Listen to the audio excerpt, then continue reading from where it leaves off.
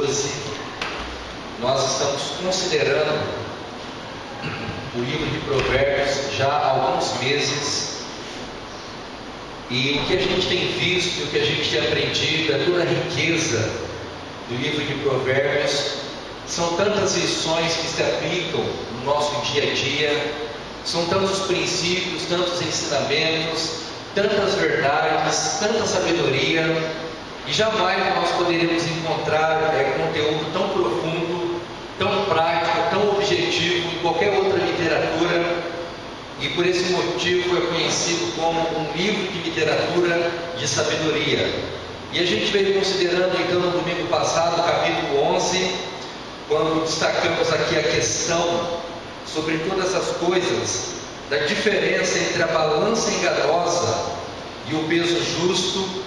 E nessa manhã nós vamos continuar então no capítulo 12, só lembrando que a partir do capítulo 12, aliás, do capítulo 10 até o capítulo 15, nós não encontramos nenhuma separação entre os capítulos, é tudo uma coisa só. É claro que foi separado depois por uma questão de facilidade, mas no original, da maneira como foi escrita, não há nenhuma separação, é tudo um único bloco, apenas com o propósito de mostrar a diferença entre um e outro.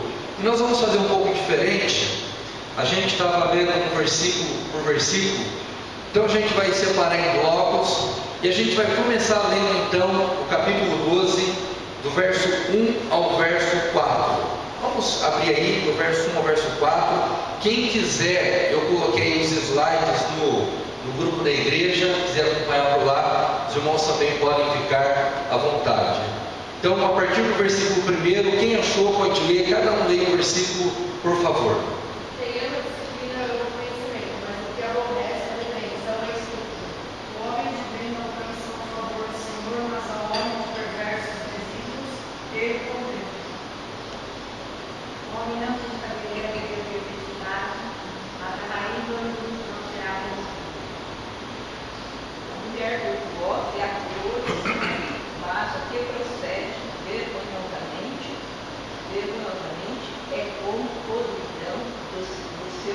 Isso.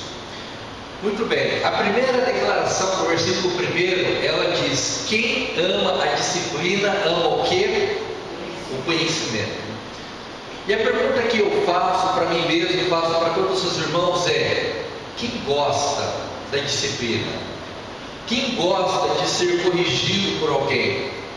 Quem é que em sã consciência tem prazer e alegria quando alguém aponta para um dos nossos pecados e um dos nossos defeitos? Então a primeira coisa que nós devemos entender é que naturalmente nós detestamos qualquer coisa que vá contra aquilo que nós fazemos. Não importa o quanto errado nós somos ou estejamos, nós não gostamos da ideia de uma pessoa apontando para os nossos pecados e nos corrigindo, porque quando nós nos auto-olhamos, nós sempre observamos na perspectiva de que nós estamos certos e de que o outro está errado. Isso é muito evidente até mesmo nos piores criminosos.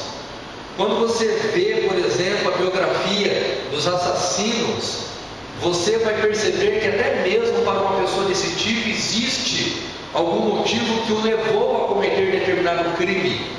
A própria psicologia, ela tenta de alguma maneira explicar os motivos que levam uma pessoa a cometer crimes. Então veja, irmãos, Salomão ele não vai por esse caminho. Ele começa dizendo que quem ama a disciplina ama o conhecimento, porque a disciplina é o caminho para o conhecimento. E quando ele fala de disciplina aqui no versículo 1, ele está se referindo primeiramente à raiz da palavra, que significa discipulado. Em outras palavras, é alguém que está sendo doutrinado por um mestre, no caso aqui é o pai instruindo o seu filho. A palavra disciplina está relacionada também com obediência, e a palavra disciplina também está relacionada com uma pessoa que tem métodos e hábitos saudáveis. Então, se nós desejamos adquirir um conhecimento, se nós desejamos ter uma experiência com a sabedoria de Deus, nós precisamos amar a disciplina. Quando ela nos corrige, precisamos amar a disciplina a ponto de sermos discipulados pelo Senhor da sabedoria, e precisamos amar a disciplina a ponto também de sermos metódicos naquilo que vai fazer bem para a nossa alma. Não há um atalho para o conhecimento que não seja o caminho da disciplina. O próprio Sócrates, o grande filósofo Sócrates, ele dizia que a vida indisciplinada, ela não é digna de ser vivida. E há muitas pessoas que não têm disciplina para nada na sua vida, pessoas que não aceitam serem disciplinadas, pessoas que não exercem disciplina naquilo que fazem. Então, naturalmente, consequentemente, é uma vida indigna de ser vivida, porque por si só ela não tem objetivo nenhum. E na própria afirmação do versículo 1, ele diz que aquele que aborrece a repreensão é o quê? O que é? Versículo 1: estúpido. Nós não gostamos de usar determinadas palavras para se referir a determinadas pessoas, mas quando Salomão ele está fazendo esse cenário, ele não tem a mínima preocupação de dizer que uma pessoa que rejeita o conhecimento por meio da disciplina, ela é nada mais, nada menos do que uma pessoa estúpida, ou no sentido literal da palavra, é como se fosse uma fera selvagem cujo estilo de vida é altamente destrutivo. O versículo 1, por si só, ele é suficiente para fazermos uma auto-reflexão da maneira como nós nos relacionamos com a disciplina, tanto no sentido de conhecimento, de discipulado, de obediência e de sermos metódicos nas práticas de coisas que vão melhorar a nossa vida. No versículo 2 ele diz que o homem de bem alcança o favor do Senhor, mas o homem de perversos desígnios, ele o condena, como que dizendo que o homem de bem, no sentido daquele homem que pratica a justiça de Deus e que foi alcançado pela justiça de Deus, ele vai receber os benefícios que são vindos das mãos do próprio Deus. Olha que interessante. Quando a gente tem uma visão mais ampla da história do povo de Deus, em todo o tempo, a gente vai perceber claramente que ainda que a mão de Deus ela seja invisível, e você não a veja, e às vezes nem a sinta, ela sempre está coordenando todas as coisas para o bem do povo de Deus. É o que nós chamamos de providência positiva de Deus. O homem mau, por sua vez, ele sempre vai receber a condenação divina. Versículo 3, ele afirma que o homem não estabelece pela perversidade, mas a raiz dos justos não será removida, mostrando mais uma vez a diferença entre o alicerce do ímpio e o alicerce do justo. O ímpio por si só, ele não tem alicerce, ele é instável, a sua casa cairá em ruínas, a sua vida será abreviada, a sua impiedade não servirá de sustento e fatalmente o vento o derribará. O justo, por sua vez, ele está firmado numa raiz que é firme e que não pode ser removida. Lá no Novo Testamento, quando Jesus conta a história do homem que construiu a casa na areia e do homem que construiu a casa na rocha, qual é a diferença, na verdade? Para um construtor, para uma pessoa como o seu Osmar, que trabalha na construção, o alicerce faz toda a diferença, não faz, seu Osmar? Não adianta nada uma casa ser muito bonita por fora, ter grandes paredes, mas se o seu alicerce for frágil, essa casa vai cedo ou mais tarde ruirá. A pergunta é: quem é o alicerce do cristão? Quem? Deus. Mas vamos pensar naquele que se apresenta como a rocha propriamente. A Igreja Católica diz que quem é a rocha ou a pedra fundamental da igreja? Fala que é Pedro. Isso. Mas nós sabemos, pela revelação da palavra de Deus, que a rocha é Cristo. Se Cristo é a rocha, a pergunta é: por que nós estamos tentando construir no nosso próprio alicerce? Por que nós estamos tentando controlar os eventos da nossa vida? Porque nós não descansamos naquele que nenhum vento pode removê-lo do seu lugar. O versículo 3, o versículo 4, eles nos convidam a descansar no versículo 3, naquele que é o fundamento.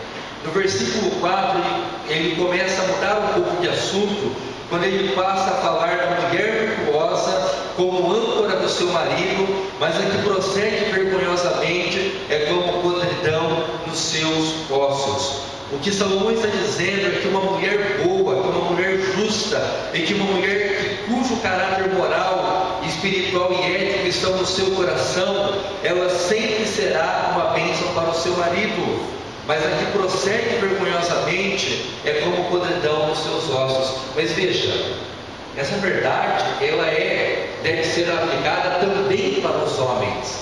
Da mesma maneira que uma mulher, no versículo 4, que tem as virtudes do caráter moral, espiritual e ético, elas são uma bênção para o seu marido. Um marido cujo caráter e a moralidade, a espiritualidade, elas estão enraizadas em Deus, eles também servirão de bênção para a sua mulher.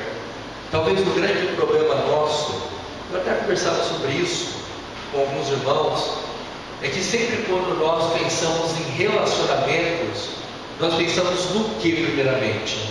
Num relacionamento. Quando uma pessoa vai entrar num relacionamento, o que ela está procurando? Geralmente, é uma pergunta difícil essa, né? Mas geralmente, o jovem, né? É bonito ver o jovem entrando no relacionamento. O que ele está pensando? O que ele está procurando? Inicialmente ele se atrai pela beleza da outra parte. Isso. Então, essencialmente, ele está pensando em quem? Ele mesmo. Ontem, eu estava lá em casa, eu fiz uma brincadeira lá com a Maíra, que eu pus sabe aqueles negócios que tem que o pessoal pega aquelas lonas, joga água e fica escorregando? Então, bem, eu estava fazendo aquilo lá. Aí chegou num determinado momento da brincadeira que ela falou assim para mim: não, mas eu quero me divertir mais, porque não era suficiente ela e a tartaruga estar escorregando lá no... Chegou uma hora que ela queria mais. E eu achei muito interessante essa expressão, quando ela falou: eu quero mais diversão, porque isso revela uma coisa sobre o caráter humano. Nós sempre queremos mais, e nós sempre queremos mais para quem? Para nós. É um desejo insaciável de querer viver melhor, de querer mais dinheiro, mais felicidade, mais viagens, melhores empregos, melhores famílias, melhores carros, melhores casas. O desejo, embora ela não tenha essa percepção, mas quando ela disse: eu quero mais diversão, o que ela estava dizendo é o grito de todo ser humano que sempre quer mais. Só que no reino, no Evangelho, na igreja, na estrutura criacional de Deus, nós não estamos aqui para receber, mas nós estamos aqui para dar. Nós não estamos aqui para sermos servidos, mas estamos aqui para servir. Quando Salomão está falando dessa mulher, e quando nós aplicamos também no sentido do homem, então a pergunta não é o que eu vou receber no meu relacionamento, mas é o que eu vou dar. Não é o que eu vou exigir da outra pessoa, mas é o que eu posso proporcionar para outra pessoa, para que ela tenha uma vida mais íntima e mais próxima de Deus. Vamos ver agora, do versículo 5 ao versículo 9, porque agora nós temos um outro tipo de contraste, onde ele vai falar especificamente sobre o homem reto e o homem ímpio, mostrando que o homem reto ele tem planos e desejos justos para si mesmo e para o próximo, enquanto o homem ímpio ele tem conselhos enganadores que estimulam a desonestidade e atendem a interesses próprios. Eu vou ler o verso 5 e assim cada um lê até o verso 9. Os pensamentos dos justos são retos, mas os conselhos do perverso enganam. As palavras do perverso são pescadas para derramar sangue, mas a boca dos retos limpa obras. Os perversos serão derribados e não sangue, mas a casa do justo permanecerá. Cada qual será louvado segundo o seu entendimento, mas o perverso de coração estará em desprezo. Melhor é que se estima em pouco e baixa trabalho, pois isso, até o verso 9. Olha que interessante. No versículo 5, Salomão começa a falar sobre o uso maligno tanto do pensamento como da fala. Ele começa falando que os pensamentos do justo são retos, mas o conselho do perverso engana. Então, o que nós devemos aprender e destacar aqui, que falando da palavra dos perversos primeiramente, elas sempre são carregadas de emboscadas, cujo objetivo é derramar sangue e produzir destruição.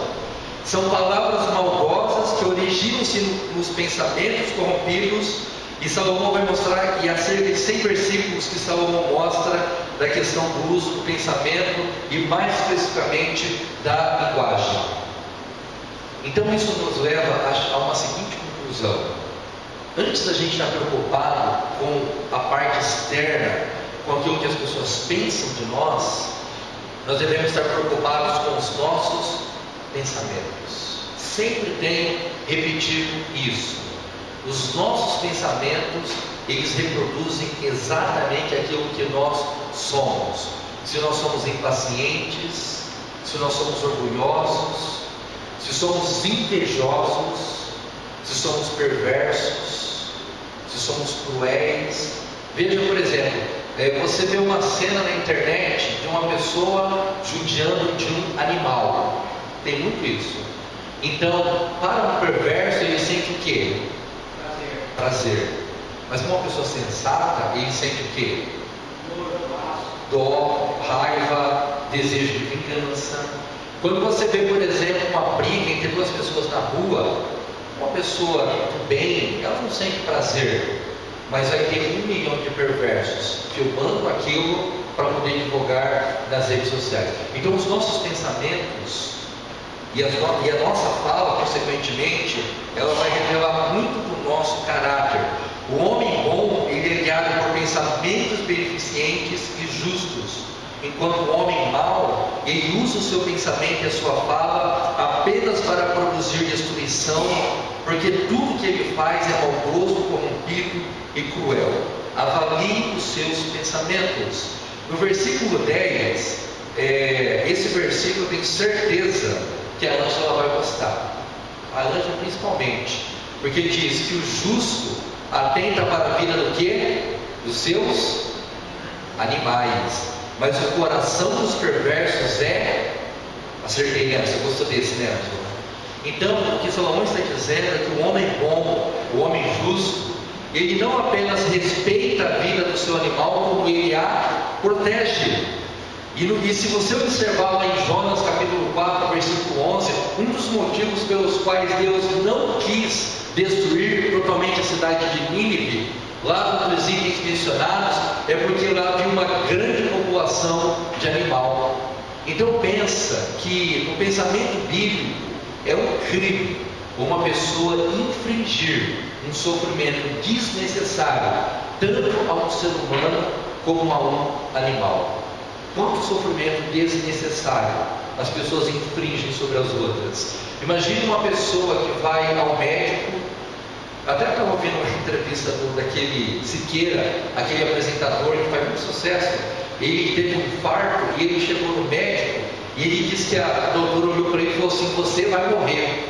Então veja, ele que é um apresentador de televisão, uma pessoa rica, que devia estar no hospital particular, a médica disse isso para ele.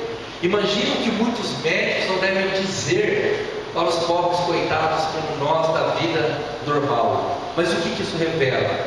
Perversidade. Pessoas que infringem sofrimento sobre as outras de uma certa maneira por prazer. E a mesma coisa se aplica aos animais. Pessoas que antigamente, muita gente conta essa história de estourar o rabo de um gato com uma bomba, como se isso fosse uma coisa engraçada de se fazer e de se contar. Como, por exemplo, matar passarinhos por pura diversão, que coisa perversa.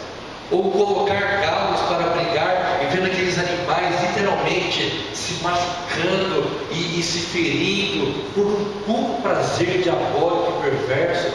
Ou briga de cachorro, né? Também tem as rinhas de cachorro. O que isso é, se não? Isso daí é para animal. Hã? Isso daí é para animal. Quem gosta de boxe, eu acho que Não, aí é diferente.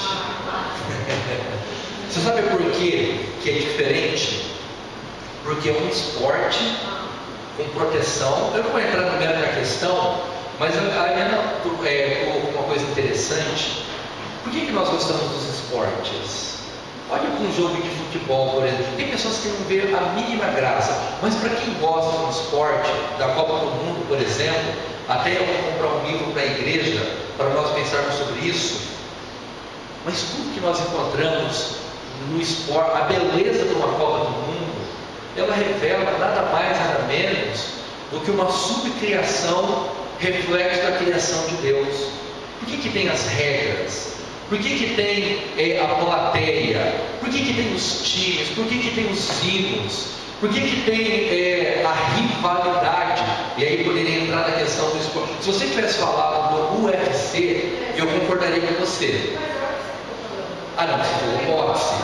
O boxe, eles usam luvas, geralmente protetor na cabeça, mas o UFC não. Ali a coisa é violenta mesmo. E talvez ali eu acho que a violência ela é desmedida. Mas nos esportes de rivalidade, de técnica, tudo isso são subcriações que de uma certa maneira revelam a grandeza de Deus. E tem uma análise muito interessante, especialmente sobre a Copa do Mundo, mas esse assunto eu vou deixar para uma outra oportunidade, porque nesse ponto o que eu quero que nós entendamos é que como filhos de Deus nós precisamos ser justos, íntegros, tanto com o nosso próximo e até mesmo com os nossos animais, porque a maneira como nós lidamos com os nossos animais vai revelar muitas coisas sobre nós também. Vamos ler agora rapidamente do versículo 11 ao versículo 15. Eu vou ler o 11 e assim cada irmão pode ler um verso. O que leva a sua terra será farto de pão, mas o que corre atrás de coisas vãs é falta de senso. O perverso quer viver do que caçam os maus, mas a raiz do justo produz o seu fruto. Pela transgressão dos lábios o mal se enlaça, mas o justo sairá da angústia. Cada um se farta de bem por fruto da sua boca, e o que a mão do homem fizer, ser-lhe-á incumprido. Caminho bem cessado aos seus próprios olhos parece reto, mas o sábio dá uma visão aos conscientes. Isso, então veja que nessa segunda parte Salomão começa mostrando no versículo 11 que a agricultura ela é uma atividade proveitosa porque ela multiplica o alimento. Então de uma certa maneira ele estava se referindo aqui aos produtores rurais, e o fato de uma pessoa produzir mantimento para uma cultura ou para uma sociedade, isso é bênção de Deus. Em contrapartida, o perverso, ele quer viver apenas da casta dos maus, no sentido de que o perverso ele apenas deseja as coisas do mal, e é isso que o satisfaz, enquanto o homem sábio, ele é alguém que abandona esse caminho errado para dar ouvidos à instrução da lei. Deixa eu dizer uma coisa importante para os irmãos. Quando Deus ele criou Adão e Eva, ele deu uma ordem muito clara para Adão, especialmente para Adão, que no caso era o cabeça ali do pacto da aliança, e a ordem era que ele deveria dominar sobre a criação de Deus. Então tudo que estava dentro da criação deveria ser literalmente dominado e desenvolvido. Então quando nós olhamos para o mundo que nós vivemos, quando nós olhamos para a agricultura, quando nós olhamos para todos os elementos que envolvem a natureza, o homem ele deve exercer um domínio saudável sobre todas as coisas. A busca de novas tecnologias são bênçãos de Deus. A criação de coisas que tornam a vida humana melhor são bênçãos de Deus. Então o homem que ouve esse chamado, e às vezes ele nem é um cristão, mas se ele exerce, ou se ele faz descobertas boas, ele sai de uma certa maneira, indiretamente, ouvindo esse chamado. Imagina um homem que criou o telefone, a capacidade de conectar duas pessoas em lugares distantes, o homem que inventou o motor, a combustão, a pessoa que inventou a luz, por exemplo, a pessoa que inventou tudo isso, é uma maneira de dominar a criação de Deus para o bem do próprio homem. Então é isso que Salomão tem em mente, que o justo, ele sempre vai, de uma certa maneira, trabalhar para o desenvolvimento da terra e para o bem daqueles que nela habitam. Ainda na continuação, nós vamos ler um pouco mais para a gente terminar o capítulo 12, no versículo 16 ao versículo 20, diz assim: a ira do insensato num instante se conhece, mas o prudente oculta a afronta. Pedir a verdade manifesta justiça, mas a testemunha falsa a fraude. Alguém que há portanto. Tagarelice é como ponto de espada, mas a língua do sábio é O lado da verdade permanece para sempre, mas a língua da falsidade dura só por um momento. A fraude no coração dos que maquinam o mal, mas a alegria tem os que aconselham a paz. Isso, então Salomão ele começa a falar no versículo 16 sobre o homem sensato que não tem o autocontrole, inclusive a ira. Embora de uma certa maneira nós devemos nos irar com as coisas injustas, mas essas pessoas totalmente descontroladas, pessoas que saem brigando por qualquer motivo, pessoas que facilmente são provocadas, na verdade são pessoas que não governam a si mesmo e são pessoas que facilmente e rapidamente elas perdem o autocontrole fazendo coisas que não deveriam. Essa é uma marca de uma pessoa insensata. O fato de uma pessoa fazer uma maldade contra você não significa que você deva responder na mesma moeda. E o ser humano, ele tem uma característica muito peculiar, que é a capacidade de fazer pequenos comentários irônicos, que podem ser engraçados, mas que podem ser também altamente destrutivos. Veja bem, às vezes uma pessoa está fazendo lá um discurso, um desabafo, uma pequena tirada pode inverter totalmente a situação. Então o que Salomão tem em mente aqui, especialmente no versículo 16, é que uma pessoa insensata, ela não é governada pela prudência, ela não é governada pela racionalidade, ela não é governada pela habilidade de colocar as coisas em ordem no pensamento, ela instintivamente ela é governada pela ira que num instante se conhece. Ou seja, a pessoa está aqui, está tudo bem, mas daqui no mesmo instante ela está totalmente descontrolada, desgovernada, falando absurdos, gritando, demonstrando o seu total descontrole. Mas no versículo 16 ele diz que o prudente oculta o quê? O que oculta? Verso 16? Isso. O que significa? Já que você responde, hein, mulher? Já que você falou mal no box, você me responde essa. O que significa o justo oculta a afronta? As contendas, as à frente que você escutou. Exatamente. Ele não evidencia. Ele não se fragiliza assim abertamente. Ainda que ele tenha sofrido uma afronta, uma ofensa, e aquilo tenha batido profundamente nele, ele não vai responder com gritarias, com ofensas, na mesma moeda. Ele oculta a afronta, não porque ele é um covarde, mas porque ele sabe que se ele levar adiante vai ficar pior. Às vezes é melhor se ouvir, guardar, processar e depois externar numa oração do que tentar responder para o tolo na mesma moeda. Quando você responde para o tolo na mesma moeda, você é igual a quem? Nós nos tornamos igual a ele mesmo. Então isso serve para todos nós.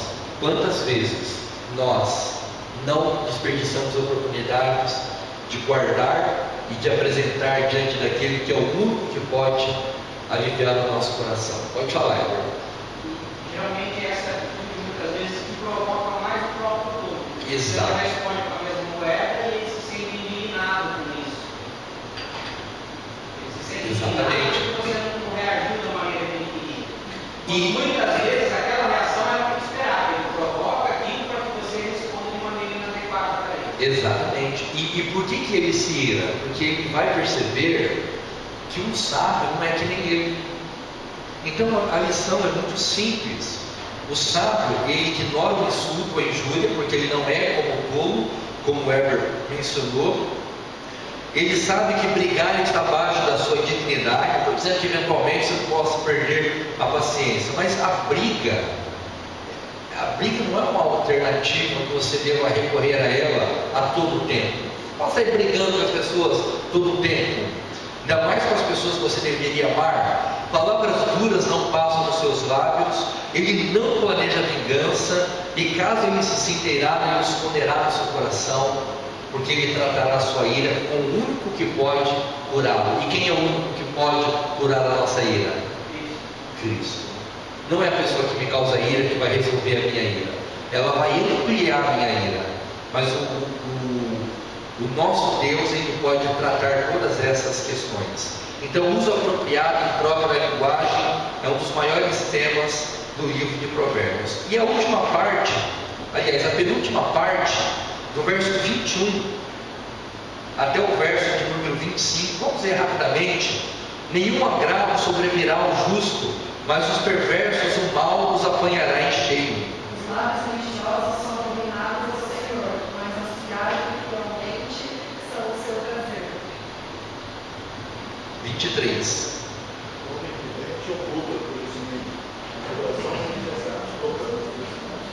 A mão diligente dominará, mas a vista será sujeita a trabalho esforçado.